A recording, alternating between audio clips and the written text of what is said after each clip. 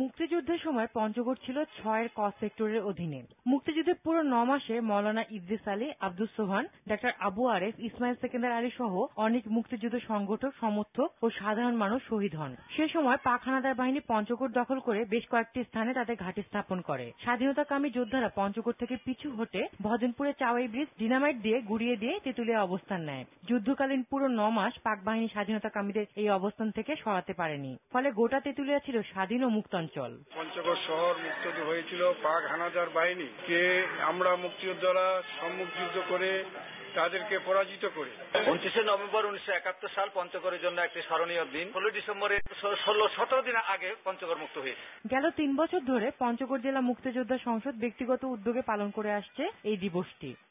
আমরা সেদিন পঞ্চগড়ে অনেক বীরাঙ্গনা, অনেক লাশ, অনেক শহীদের মাঝখান দিয়ে, অনেক রক্তের মাঝখান দিয়ে 29 নভেম্বর পঞ্চগড়